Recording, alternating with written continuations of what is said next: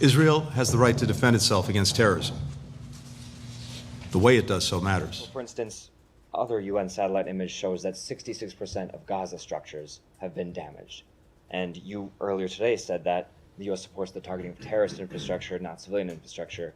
Does the U.S. believe 66% of Gaza's buildings are terrorist infrastructure? Absolutely not. So Israelis have been allowed to break another international law by invading a sovereign country. That too, with the full support of the US and the UK. As for Americans, not only have they supported Israel for breaking international law, but they have also warned those countries, including Lebanon, which is actually being invaded by Israel, of dire consequences if they resisted Israeli aggression. This is the treachery and double standard of the Biden administration. Make no mistake, Americans and British politicians have been directly participating in Israeli war crimes. Invading a sovereign country with impunity? I mean, can you even imagine the gravity of this crime? Just imagine Cuba or Mexico or any other country for that matter invading the US on whatever pretext. Will that be acceptable? But Israel can do that. Israel's illegal invasion of a sovereign country is not just acceptable to the US, the Biden administration is actually sponsoring it with your tax money. Hence the warning to countries in the region of dire consequences if they refuse to be slaughtered by Israelis. That's what it is. That's exactly what Americans are telling the people in the region, the countries in the region, that as long as you are not refusing to be slaughtered by Israelis, we will not get involved. The moment you do that, our warships are ready, our soldiers are ready, we will get involved. How dare you refuse to be slaughtered by a bunch of terrorists? That's what America has become. Feel proud of your country. Feel proud of your politicians, Americans. Well done. And then this clown called Matthew Miller and his war criminal boss Blinken have had the audacity to push their diplomatic effort nonsense. Oh, in all their public utterances. The events of the past week and the past few hours underscore what a precarious moment this is for the Middle East and for the world. Israel has the right to defend itself against terrorism. The way it does so matters. The choices that all parties make in the coming days will determine which path this region is on, with profound consequences for its people, now and possibly for years to come.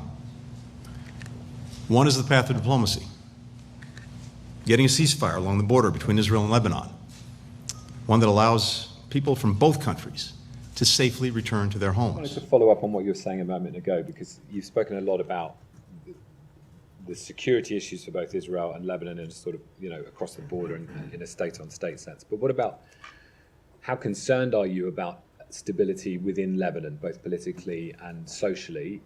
We know that this is a country with a very fragile sectarian makeup. We've now had a huge shock to that, given what the Israelis have done over the last week or two, and which compounds a series of very significant shocks for that country over the last years, from a financial crisis to the Beirut port explosion and so on. So what's your assessment on what all this does to Lebanon internally? I think it is too early to say. And I'll go back to the answer that I gave. I don't remember whose question it was. The concern over Lebanon's stability is not something that just started last week, right? You look at the incidents that you spoke to. You look at the fact that Hezbollah has prevented the appointment of a president for, I think it's around 2 years now. We have been greatly concerned about the stability of Lebanon. In terms of what the events of the past week mean, I think it is far too early to say, but the exit of Hassan Nasrallah from the stage, we believe is an unalloyed good for the country and the region. It just is just a fact when you have a brutal terrorist with that much civilian blood on his hands no longer operating. That is a good outcome. And to follow up on the points about, you were asked a lot about your demands, or your calls rather, for a ceasefire last week. But you did more than that, because you were calling for restraint repeatedly, and the US was leading the diplomatic charge at the United Nations on this. What we have definitely not seen is restraint. And you talked about a ceasefire involving two sides, but on this we have seen a very sharp escalation by the Israelis. So your call for restraint has failed. So we continue to call for a diplomatic resolution, but at the same time, as I said, Hezbollah has continued to launch rockets that have kept Israeli civilians from returning to their home, and Israel absolutely, along with every country in the world, has a right to defend itself. There is no diplomatic effort. In fact, America doesn't want any diplomatic effort.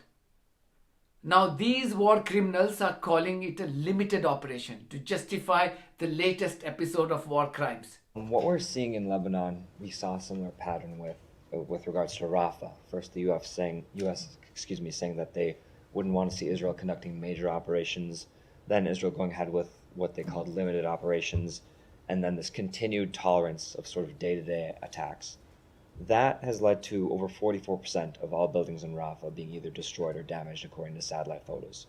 Which is to say that there might not have been a major operation in Rafah, but there was cumulative attacks that led to a good deal of destruction. So how does this precedent of Rafah portend for Lebanon? So every conflict is different, but if you look at what we continue to engage with Israel about when it comes to Lebanon, is ensuring that they have the ability to attack terrorist targets, terrorist infrastructure, a terrorist organization, but ultimately we want to see a diplomatic resolution. Well, was that the case with Rafah, for instance, not just in Rafah, but... We've never wanted to see a diplomatic resolution with Hamas.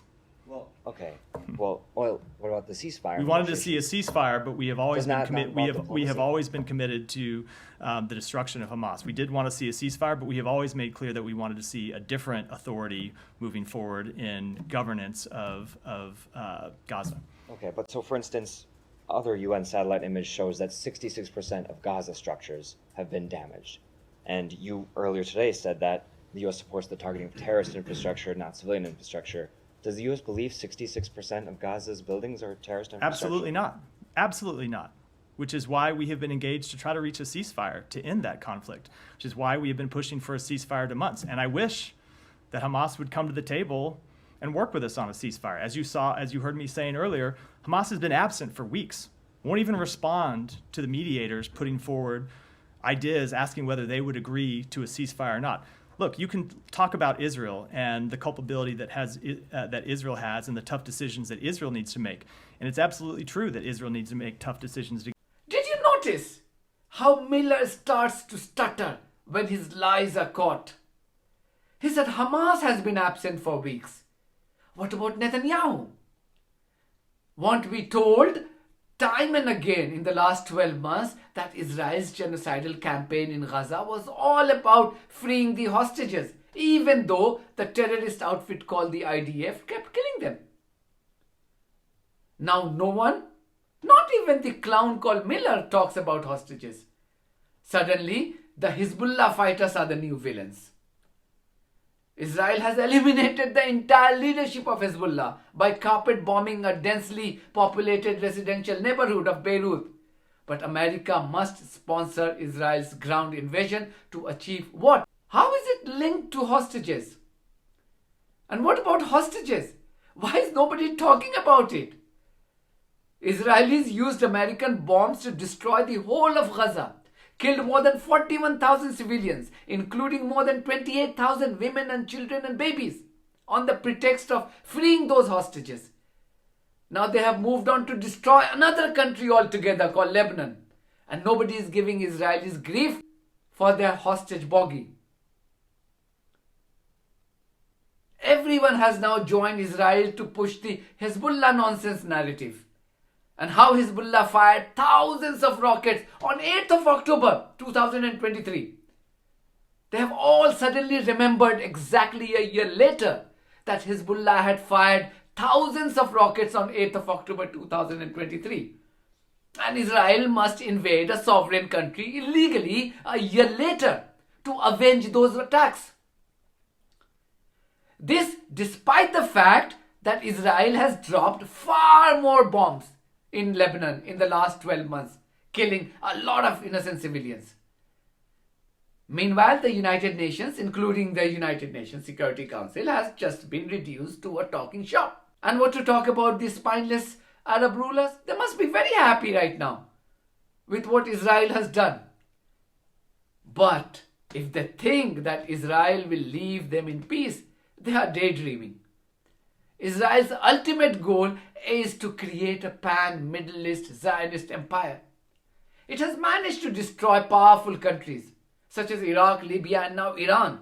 These countries would have been major stumbling blocks in their ability to create that Zionist empire across the Middle East, with the help of the US, of course. Meanwhile, Western media continue to showcase their disgraceful face in the guise of journalism. Just see some of these headlines from the Western media literally justifying Israeli crimes, as they have done so in the last 12 months in Gaza. They kept on protecting Israel even as tens of thousands of Palestinian men, women, children and babies were being butchered by Israeli terrorists. Now they have begun giving legitimacy to Israeli crimes in Lebanon. The headline by New York Times, the liberals' favorite newspaper up until now. What headline do they write? Israel sends troops into southern Lebanon. Sends? As if Lebanon had invited an Israeli terrorist, accepted the invitation and decided to send troops. Criminals are not just those wreaking havoc on the ground or those in the power corridor of the White House or the State Department or even Pentagon. But these criminals are also those masquerading themselves as journalists in newsrooms in the Western world. To me, they are equally culpable. Why only blame the New York Times? Here's what the UK Sky News wrote. Israel is planning a limited ground operation into Lebanon. And if you want to see what Israel's limited action looks like, please visit my Telegram channel. I have just uploaded a video there. The headline by Wall Street Journal also said, Israel sends troops into Lebanon, escalating fight against Hezbollah. Sending troops and fight against Hezbollah, whose entire leadership you have just eliminated? Just Google some of the headlines that these newsroom criminals would have written when Russia was accused of invading Ukraine. Did they call it launching operation or sending troops? But the propaganda must continue. Now you can see the penetration of these criminals everywhere. You have to understand that Israel is cowardly. Terrorists that it calls soldiers or army are a bunch of cowards. They have managed to destroy the whole of Gaza and now Lebanon because they are being supported by Americans with the most lethal weapons you can imagine. So unless nations around the world rise against the US and its allies, this is only going to get worse.